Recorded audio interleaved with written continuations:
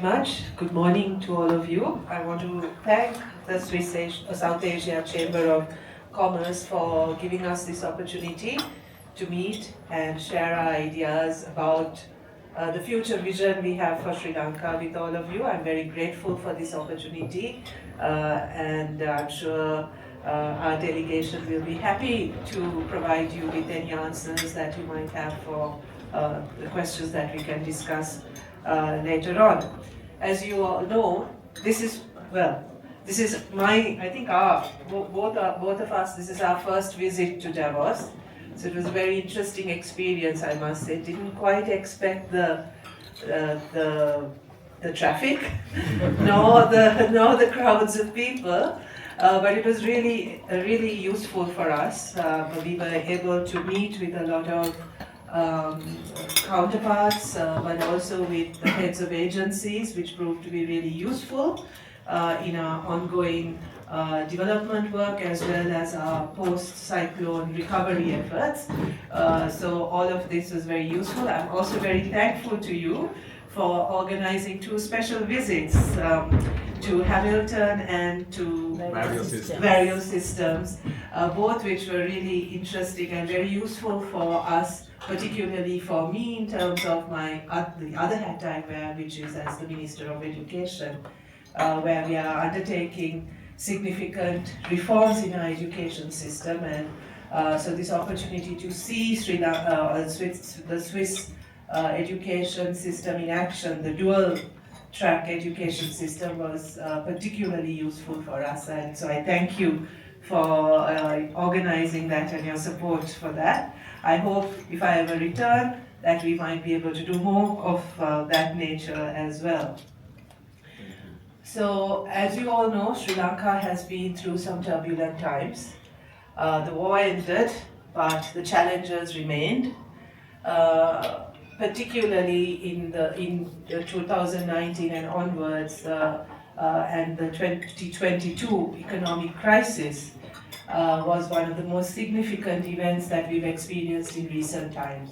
And also the deterioration, if I may call it that, of our governance model, of our institutions, corruption, which was on the increase, all did not bode well for a healthy investment climate or a resilient economy. And we paid the price for this in 2022 with the economic crash that we experienced.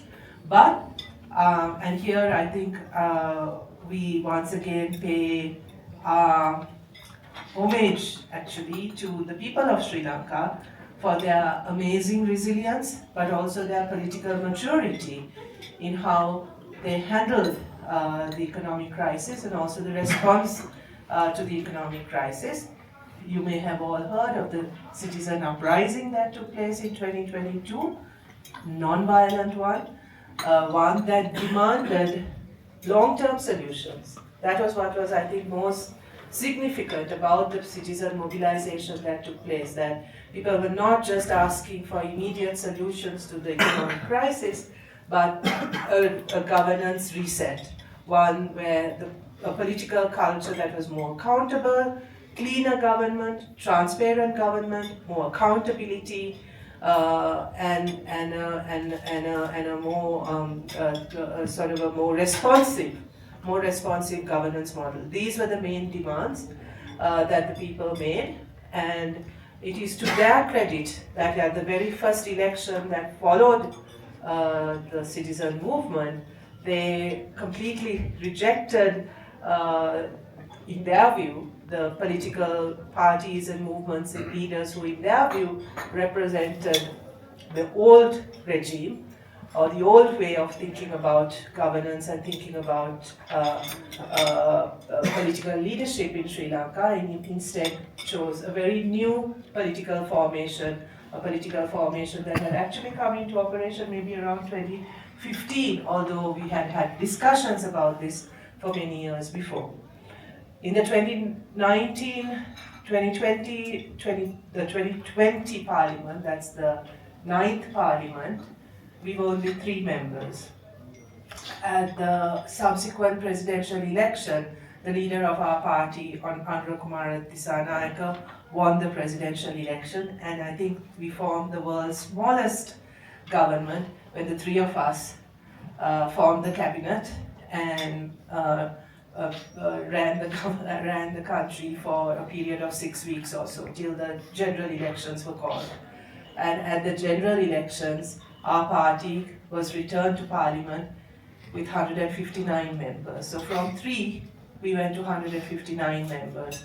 The first time that such a large majority was possible for a winning party. But what was most interesting about that moment and that election was also the diversity of members who were elected from the NPP to parliament. We are a country that produced the first female prime minister in the world, but we've never been able to go beyond 5% of female representation in our parliament all these years. But in the 2024 election, our party elected 20 female members of parliament, doubling the number in parliament. So we're now at about 10% female representation, still not good enough, but huge progress was made.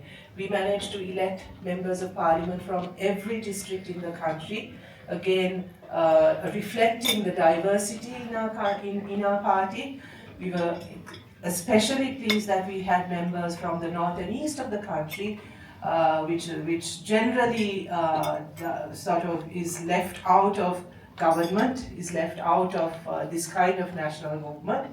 So this time around, we have members of parliament representing the people from every district in the country. We were also able to nominate a member from the disabled community, again a first for the Parliament of Sri Lanka. So in many ways, this Parliament reflects the diversity of Sri Lanka, as well as the aspirations that were generated in the citizens' movement in 2022 for a more democratic, more representative, more responsive government.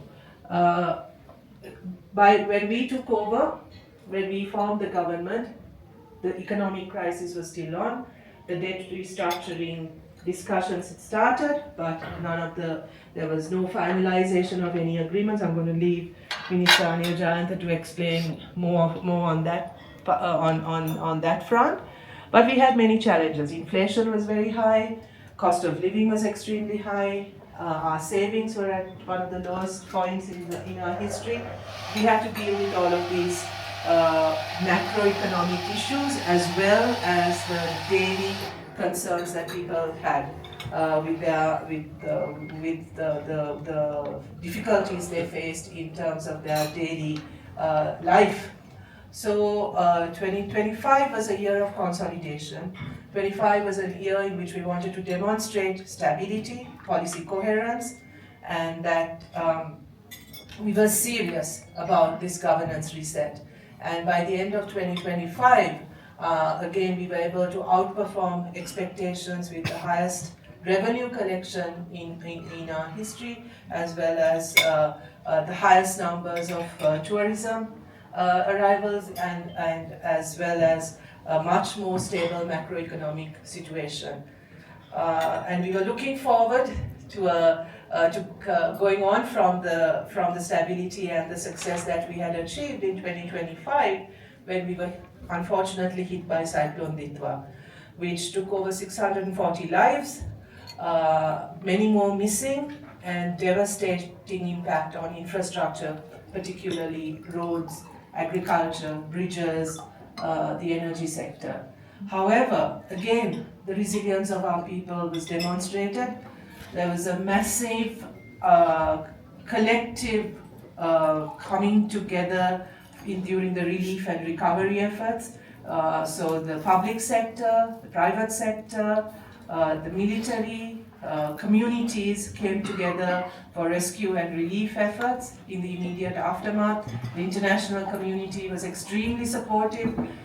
We put out a call within a few days saying, as you know, December is the height of our tourist season, and hospitality industry was really looking forward to a record season. And immediately after the cyclone, we put out an appeal saying, please don't cancel on us. And I must say the response was amazing, so much so that we were able to record the highest number of arrivals in December, I think since 2009 or something like that. Or the highest was reported in 2018. 2018, so the highest since 2018, highest number of arrivals in December we recorded in 2025 despite the cyclone. Now we are on the recovery and rebuilding process. The infrastructure damage that we experienced, as well as reorganizing and better preparedness for these types of disasters, because as you all know, with the kind of climate changes that the entire world is experiencing, I don't think we can imagine that these are random sort of rare events any longer, and we understand the need to be better prepared for these types of events. We are recovering.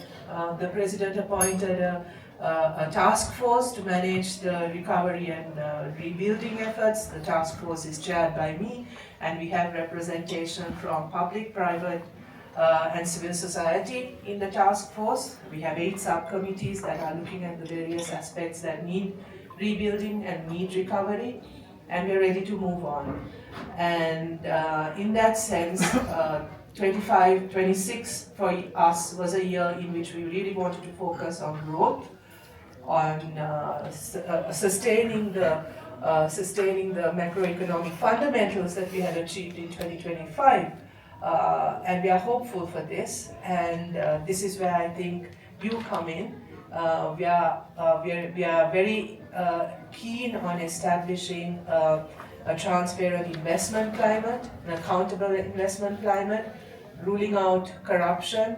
Again, Minister Anil Jayanta will tell you of some of the initiatives that we have already undertaken. And this year in June, we are hosting an expo, and I would like to extend an invitation to all of you to come, to visit. As you know, even without an expo, Sri Lanka is a country worth visiting, as I'm sure some of you know already, but do come and participate in the expo, and we look forward to continuing a really good relationship and looking forward to many more initiatives from Switzerland in Sri Lanka. We think of Sri Lanka as a story of hope and optimism in this very chaotic world that we are living in today. Sri Lanka offers a story and a narrative that change is possible, that democracy is still alive and well, and that good governance can mean something, and can actually precipitate change that is centered on the people that governments are elected to serve, but also that these ideals can be upheld not just because we function on our own, but through cooperation and solidarity and collaboration with global partners. So thank you again for this opportunity, and I look forward to hearing your thoughts on how we can work together in the future. Thank you very much. Thank you, Honorable Prime Minister.